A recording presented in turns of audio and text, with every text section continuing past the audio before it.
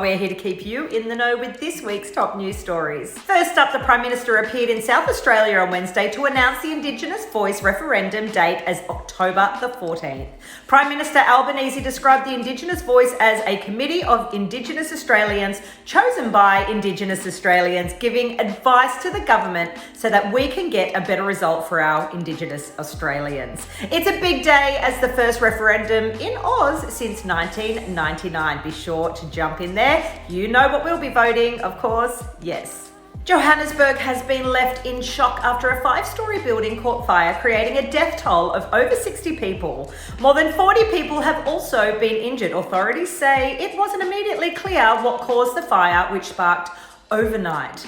The building was apparently an informal settlement where homeless people stayed without lease agreements, making identification hard. The US Open started on Monday and it's already been a wild ride. From Novak Djokovic has regained his #1 status to Dominic Thiem, forfeiting halfway through a match due to illness. A lot has happened. Australia has had a fair bit of heartbreak with no Aussie women making it past the opening rounds. But 22-year-old Rinky Hijaka, I hope I said that right, left Sydney proud after cracking into the world's top 100. A rare sighting of a blue supermoon dazzled stargazers on Wednesday night. The phenomenon happens when a full moon's orbit is closest to the Earth, and it's the second full moon in 1 month.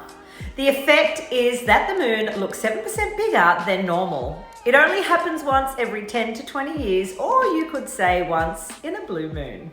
A Canadian study has debunked stereotypes about the spending habits of homeless people. There's a common belief that any money given to homeless people goes towards drugs and alcohol. But the study actually found that cash actually reduced homelessness, as most participants spent at least $7,500 lump payment on rent, food, housing, transit, and clothes. It's hoped to urge lawmakers to support low-income people in the cost of living crisis.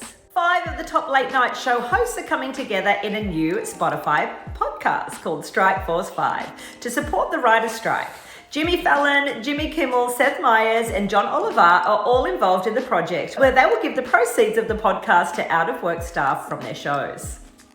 A magnitude 7.0 earthquake struck the Bali Sea region on Tuesday morning. Videos of the strong tremors and people rushing out of buildings were posted on Twitter, or should we say X, with users writing about whole buildings shaking. But authorities say there was no tsunami threat to Australia, and thankfully there were no major injuries or lives lost in the incidents. Thank God. In a world first, an 8-centimetre long parasitic worm has been discovered in an Australian woman's brain. That makes my skin crawl. The patient had been showing a range of bizarre symptoms, and an MRI scan revealed abnormalities prompting surgery. That's when the wriggling worm was discovered. It's thought that she was infected with a parasite after consuming greens and grasses from local bushland. But in good news, she's recovering well and grateful to have an answer, even if it's a pretty unsavoury one. Well, thank you so much, as always, for joining us for our weekly In the Know, where we share what's happening around the world. Be sure to tune in again next Friday, where I'm sure all of the weird and wonderful stories will come together once again.